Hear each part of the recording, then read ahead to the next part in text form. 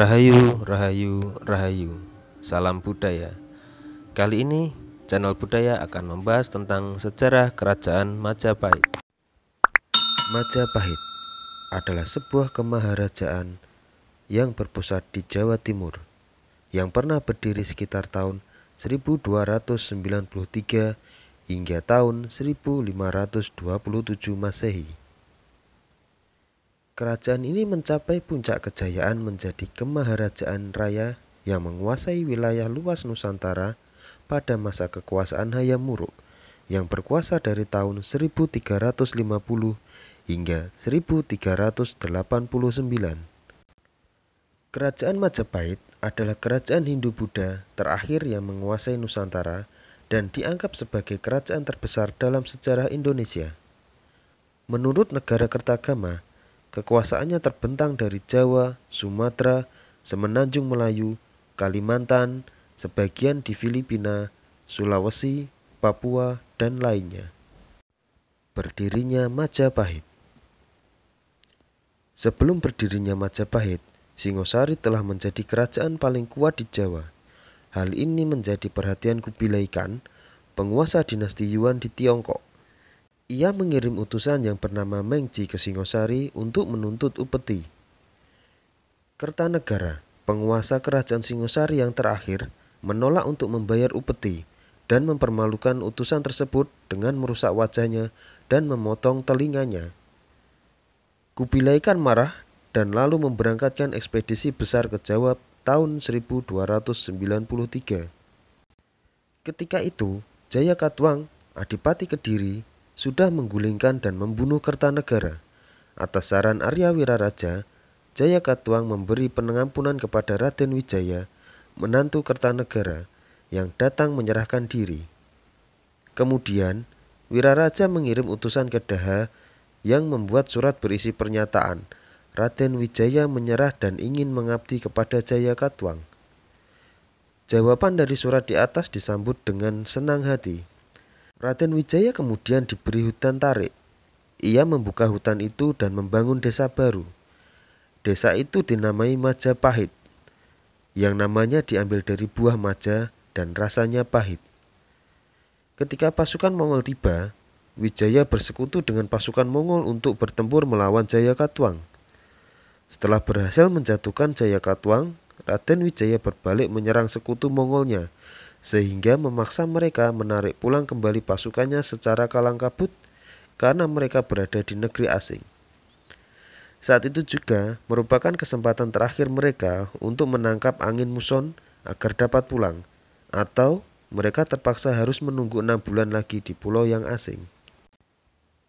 Tanggal pasti yang digunakan sebagai tanggal kelahiran kerajaan Majapahit adalah dari penobatan Raden Wijaya sebagai raja, yaitu tanggal 15 bulan Kartika tahun 1215 Saka, yang bertepatan dengan tanggal 10 November 1293.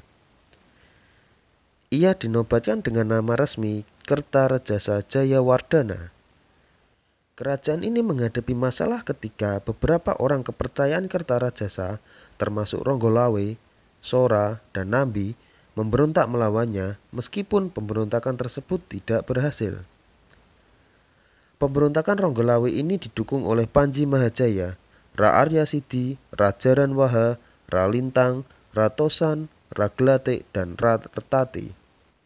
Semua ini disebutkan dalam kitab Pararaton. Ada dugaan bahwa Mahapate Halayudha yang melakukan konspirasi untuk menjatuhkan semua orang terpercaya raja, agar ia dapat mencapai posisi tertinggi dalam pemerintahan. Namun setelah kematian pemberontak terakhir atau Rakuti, Halayudha ditangkap dan dipenjara, kemudian dihukum mati. Wijaya meninggal dunia pada tahun 1309. Putra dan penerus Wijaya adalah Jayanegara. Pararaton menyebutnya Kolo Gemet, yang berarti penjahat lemah. Kira-kira pada suatu waktu, dalam kurun pemerintahan Jayanegara, seorang pendeta Italia, Odorico de Pordenone, mengunjungi keraton Majapahit. Pada tahun 1328, Jayanegara dibunuh oleh tabibnya, Tanca. ibu tirinya yaitu Gayatri Rajapatni seharusnya menggantikannya. Akan tetapi, Rajapatni memilih mengundurkan diri dari istana dan menjadi bhiksuni. Rajapatni menunjuk anak perempuannya, Tribhuwana Wijaya Tunggadewi, untuk menjadi Ratu Majapahit. Pada tahun 1336, Tribhuwana menunjuk Gajah Mada sebagai Mahapatih. Pada saat pelantikannya, Gajah Mada mengucapkan Sumpah Palapa yang menunjukkan rencananya untuk melebarkan kekuasaan Majapahit dan membangun sebuah kemaharajaan.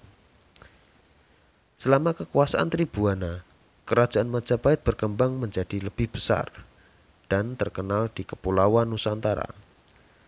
Tribhuwana berkuasa di Majapahit sampai kematian ibunya pada tahun 1350.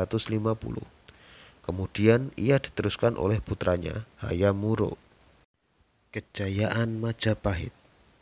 Hayam Wuruk juga disebut Raja Sanagara, memerintah Majapahit dari tahun 1350 hingga 1389. Pada masanya, Majapahit mencapai puncak kejayaan dengan bantuan Mahapatihnya, Gajah Mada. Di bawah pemerintahan Gajah Mada 1313 hingga 1364, Majapahit menguasai lebih banyak wilayah. Menurut Kakawin Negara Kertagama Pupuh 13 hingga Pupuh 15, daerah kekuasaan Majapahit meliputi Sumatera, Semenanjung Malaya, Kalimantan, Sulawesi, Kepulauan Nusa Tenggara, Maluku, Papua, Tumasik atau saat ini Singapura, dan sebagian kepulauan di Filipina. Sumber ini menunjukkan batas terluas sekaligus puncak kejayaan kemaharajaan Majapahit. Namun, batas alam dan ekonomi menunjukkan bahwa daerah-daerah kekuasaan tersebut tampaknya tidaklah berada di bawah kekuasaan terpusat Majapahit, tetapi terhubung satu sama lain oleh perdagangan yang mungkin berupa monopoli oleh raja. Majapahit juga memiliki hubungan dengan Champa, Kamboja, Siam, Burma bagian selatan, dan Vietnam, serta bahkan mengirim duta-dutanya ke Tiongkok. Selain melancarkan serangan dan ekspedisi militer, Majapahit juga menempuh jalan diplomasi dan menjalin persekutuan. Kemungkinan karena didorong alasan politik, Hayam Wuruk berhasrat mempersunting citra resmi atau Pitaloka, putri kerajaan Sunda, sebagai permaisurinya. Pihak Sunda menganggap lamaran ini sebagai perjanjian persekutuan. Pada 1357, rombongan Raja Sunda beserta keluarga dan pengawalnya bertolak ke Majapahit, mengantarkan sang putri untuk dinikahkan dengan Hayam Wuruk.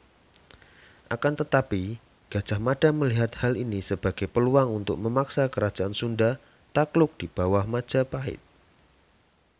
Pertarungan antara keluarga kerajaan Sunda dengan tentara Majapahit di lapangan Bubat tidak terelakkan. Meski dengan gagah berani memberikan perlawanan, keluarga kerajaan Sunda kewalahan dan akhirnya dikalahkan. Hampir seluruh rombongan keluarga kerajaan Sunda dapat dibinasakan secara kejam. Tradisi menyebutkan bahwa sang putri yang kecewa dengan hati yang remuk padam melakukan belopati, bunuh diri untuk membela kehormatan negaranya. Kisah Pasunda Bubat menjadi tema utama dalam naskah Kidung Sunda yang disusun pada zaman kemudian di Bali dan juga naskah cerita Pariangan. Kisah ini disinggung dalam Pararaton, tetapi sama sekali tidak disebutkan dalam Negara Kertagama.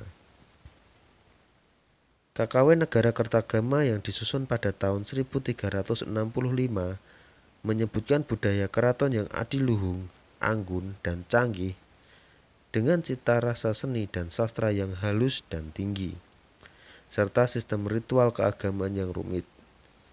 Sang pujangga menggambarkan Majapahit sebagai pusat mandala raksasa yang membentang dari Sumatera ke Papua, mencakup Semenanjung Malaya dan Maluku. Tradisi lokal di berbagai daerah di Nusantara masih mencatat kisah legenda mengenai kekuasaan Majapahit. Administrasi pemerintahan langsung oleh Kerajaan Majapahit hanya mencakup wilayah Jawa Timur dan Bali. Di luar daerah itu hanya semacam pemerintahan otonomi luas, pembayaran upeti, dan pengakuan kedaulatan Majapahit atas mereka. Pada tahun 1377, beberapa tahun setelah kematian Gajah Mada, Majapahit melancarkan serangan laut untuk menumpas pemberontakan di Palembang. Meskipun penguasa Majapahit memperluas kekuasaannya pada berbagai pulau dan kadang menyerang kerajaan tetangga, perhatian utama Majapahit tampaknya adalah mendapatkan porsi terbesar dan mengendalikan perdagangan di Kepulauan Nusantara. Pada saat inilah, pedagang Muslim dan penyebar agama Islam mulai memasuki kawasan ini.